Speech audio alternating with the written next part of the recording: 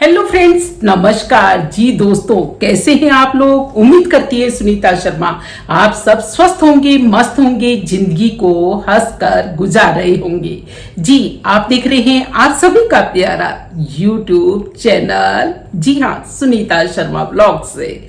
बस अगर आप मेरी वीडियो देख रहे हैं पहली बार तो जाकर के सब्सक्राइब करना बिल्कुल मत भूलिए। जी हाँ, आप लोगों का स्नेह मिल रहा है, प्यार मिल रहा है, दुलार मिल रहा है और इस तरह से बस ब्लॉगिंग की दुनिया हमारी चल रही है।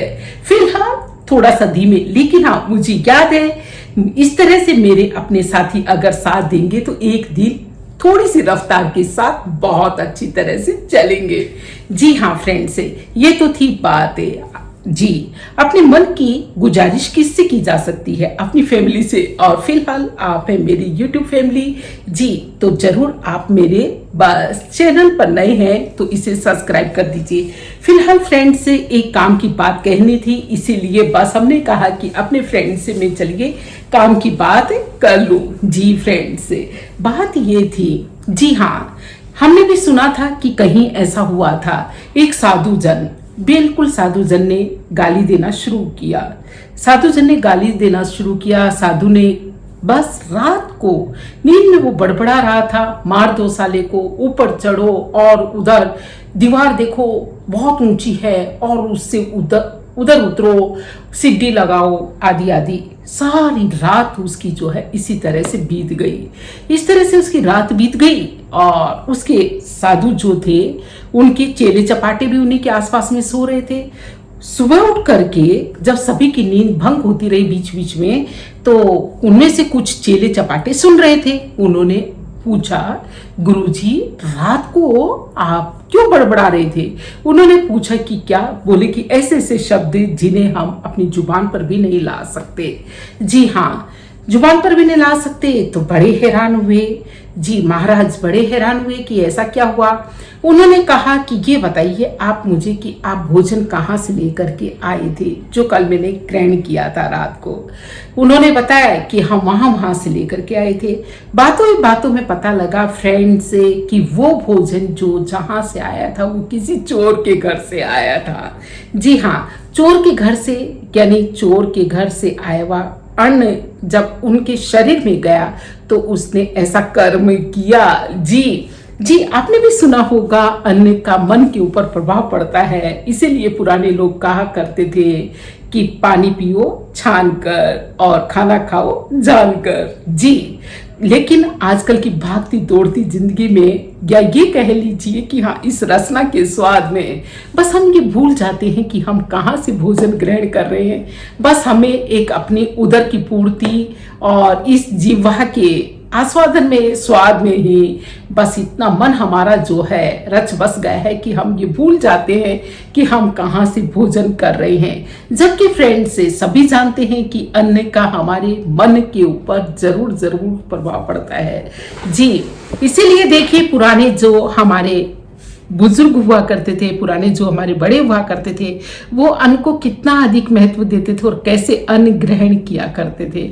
आप सभी ने देखा होगा, शायद आपके भी घरों में हुआ होगा। चलिए फिलहाल मैं अपने घर से शुरुआत करती हूँ।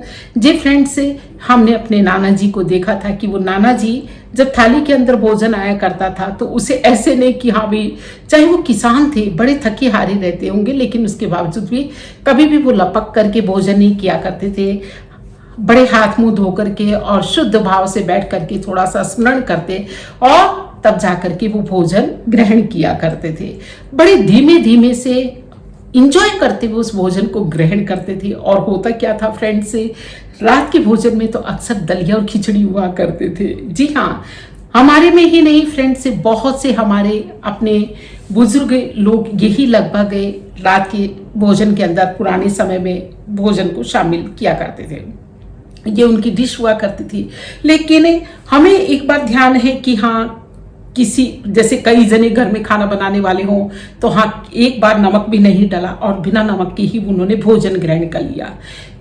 जब दूसरे जने खाने लगे तो उन्होंने कहा कि भाई हाँ इसमें नमक नहीं था, आपने बताया क्यों नहीं? तो पता है उन्होंने कहा कि नहीं, ये मेरा मामला नहीं था।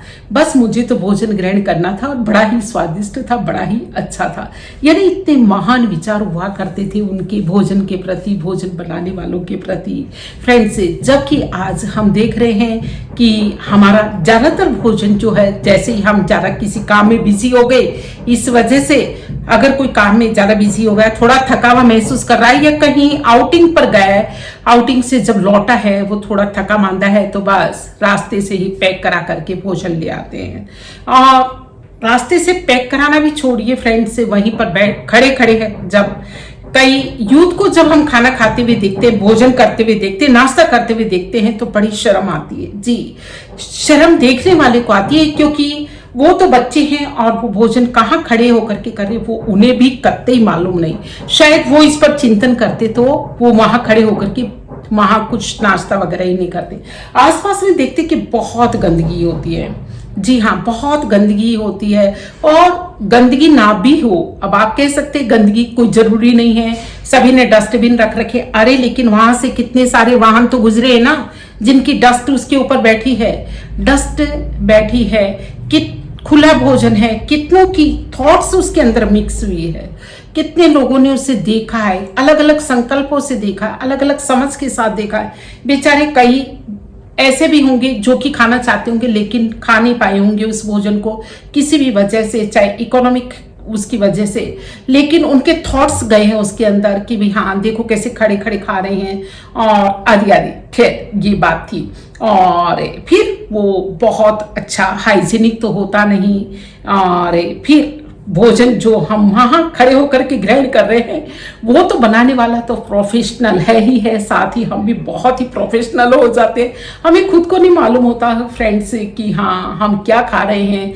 और चबाकर खाना तो दूर रहा, ये मानिए कि हाँ पसीना टपकता रहता है और बस भोजन या नाश्ता जो है चलता रहता है। ऐसा लगभग व्यू सड़कों के किनारे शाम को आप किसी भी शहर में देख सकते हैं। अरे बड़े शहर में तो रात के 2-2 बजे तक इस तरह के नाश्ते की जो है मतलब ट्रेंड हो गया है कि हाँ पूरी चौपाटी की चौपाटियां लगती हैं और जहाँ जाकर के यूथ खाते हैं। तो फ्रेंड्स हाँ हम मानते हैं कि हो सकता है कि वो समय पा करके थोड़े से जब थोड़े समझदार हों तो वो भी ना खाए, लेकिन फिर भी हमें विचार करना चाहिए कि अन्न का हमारे मन के ऊपर, हमारे मन पर बहुत अधिक प्रभाव पड़ता है। देखिए बनाने वाला प्रोफेशनल है, उसको केवल पैसे से मतलब है। घर पर अगर माँ रूखी सूखी भी बनाएगी तो भी उसमें गुण होगा, क्योंकि उसमें उसका प्यार होगा, माँ का दादी का प्यार होगा। और जबकि मार्केट के अंदर चाहे वो कितने मसाले डाले, कितना ही कुछ डाले, लेकिन फिर भी वो, क्योंकि वो प्रोफेशनल ढंग से बना हुआ है, उसमें कोई भी किसी भी तरह की एनर्जी का सवाल ही नहीं उठता। इसलिए हमें घर का भोजन ग्रहण करना चाहिए। और फ्रेंड्स एक बस जैसे भोजन आया हमारे साथ में, हम ऐसा नहीं कि हाँ हमें भोजन कभी मिला नहीं था, लेकिन बहुत बार ऐसा ही देखने में आता है, क्योंकि थक चुके होते हैं काम करते करते और बस बड़े खाना भी उनके लिए ऐसा लगता है जैसे एक काम निपटाना हो। अरे हम काम नहीं निपटा रहे, बल्कि हम भोजन ग्रहण कर रहे हैं। वो भोजन जो इसकी खातिर हमने पूरे दिन मशक्कत की है, पूरी लाइफ हम इस भोजन के लिए लगा देते हैं और उसी को सबसे छोटा काम मान लेते हैं। और विशेष रूप से गृहिणियाँ जो है क्या खा रहे, उन्हें वो भी ध्यान नहीं होता। तो दोस्तों यही कहना था मेरा भोजन के संदर्भ में कि हमें शुक्रिया अदा करना चाहिए उस इष्ट का कि उसने हमें तीनों वक्त का भोजन दिया। जी हाँ, तीनों वक्त का भोजन दिया और साथ ही अन्नपूर्णा का, मातृभूमि का, सभी का हमें शुक्रिया अदा करना चाहिए, ताकि हमें भोजन का अन्न कण मिला और हम उसे सफल करें। जी, और दोस्तों एक और गुजारिश है मेरी, आप वीडियो को बिना स्किप करे हुए देखें और फिर मुझे बताएं कमेंट करके कि क्या आपकी इस विषय में क्या राय है। जी, लोग अक्सर शादियों में जाते हैं, अक्सर शादियों में पार्टियों में जाते हैं, लड़कियों की शादियों में भी जाते हैं, लड़कों की शादियों में भी जाते हैं। जी, व्यवहार को निभाना आप इसे कह सकते हैं, कुछ इंजॉयमेंट कह सकते हैं, जो भी आप समझे वो आपका अपना लुकआउट है। लेकिन उसमें देखिए एक प्लेट का अगर रेट देखा जाए तो 1000 रुपये होता है, कम से कम 1000 रुपये एक एक प्लेट का वैल्यू है। क्या हम उतना उसको दे करके आते हैं। कन्यादान में क्या हमने, मान लीजिए 1,000 रुपये की पर प्लेट पड़ी है और क्या हमने उसे कन्यादान के रूप में उतना 1,000 रुपया दिया लिफाफे के अंदर? नहीं, हम सोचते हैं कि हर जगह इतना इतना नहीं दिया जाता, संबंध देख करके दिया जाता। आपका इस विषय में ये सुझाव हो सकता है। लेकिन फ्रेंड्स, हम उसके यहाँ का 1,000 रुपये का खा रहे हैं। अरे पहले तो बेटियों के विवाह के अंदर खाते भी नहीं थे जी। ठीक है कि ये समय बदला है, इसमें ऐसे सब बदलाव होने बिल्कुल नेचुरल है, स्वाभाविक है, और मैं उसका विरोध भी नहीं कर रही। लेकिन हाँ, हमें ऐसा भी जरूर मानना चाहिए कि हम दूसरे के घर का या दूसरे के हिस्से का क्यों ग्रहण करें अगर हम उसके बदले में कुछ चुका नहीं सके तो। आपका इस विषय में क्या राय है फ्रेंड्स, मुझे कमेंट करके जरूर बताएं। और साथ ही साथ उम्मीद करती है सुनीता शर्मा कि आप अपने बच्चों को जब भी भोजन कराएं तो फ्रेंड्स इससे, जी हाँ, जरूर बचा करके रखें, यानी मोबाइल से जरूर अपने बच्चों को बचा करके रखें। अक्सर देखते हैं बच्चे कि मोबाइल पर कुछ चल रहा है, बस हम चलाए जा रहे हैं और भोजन किए जा रहे हैं, लेकिन वही हमारी ब्रेन में जाता है। भोजन के साथ ही भोजन एक एनर्जी है जी, वो एनर्जी, नेगेटिव एनर्जी जो है उस भोजन के साथ मिक्स हो जाती है और वो हमारे ऊपर बहुत अच्छा प्रभाव नहीं डालती। तो इसलिए अपने बच्चों को जब जब वो भोजन करें तो टीवी ऑफ करवाइए और साथ ही मोबाइल से उनको बिल्कुल दूर रखिए। इस तरह की कोई भी सोच समझ जो आपको नेगेटिव बना सके, आप उससे कोसों दूर रहें, तब जाकर के फ्रेंड्स भोजन करें। जी हाँ, यही तो छोटी छोटी सी बातें थी जो बहुत महत्व रखती हैं। और इसी वजह से हम ये तो कह देते हैं कि हाँ, पहले व्यक्ति कितनी आयु हुआ करती थी, वो कितने स्वस्थ रहते थे, कितना उनका पॉजिटिव ऑरा रहता था। लेकिन फिलहाल क्या अभी हम इस और कुछ कोशिश भी कर रहे हैं? कोशिश करते नहीं और केवल बस सोचते रहते हैं कि हाँ पहले ऐसा हुआ करता था, पहले ऐसे हुआ करता था। तो फ्रेंड्स, अपने भोजन जिसने बनाया उसका शुक्रिया अदा कीजिए, जिसके माध्यम से अनाज आया उसका शुक्रिया अदा कीजिए, परमात्मा का शुक्रिया अदा कीजिए, ताकि उसने आपको ये भोजन ग्रहण करने लायक बनाया। और एक पॉजिटिव थॉट्स के साथ भोजन के एक एक कण का आस्वादन लेते हुए, रस लेते हुए भोजन को ग्रहण कीजिए। फिर देखिए जिंदगी जीने में आता है मजा। जी हाँ फ्रेंड्स, ये थी कुछ एक भोजन करने की टिप्स। से कैसी लगी जी? वीडियो अच्छी लगी हो तो बस लाइक कीजिए, कमेंट कीजिए और अपने दोस्तों को शेयर करना बिल्कुल मत भूलिए।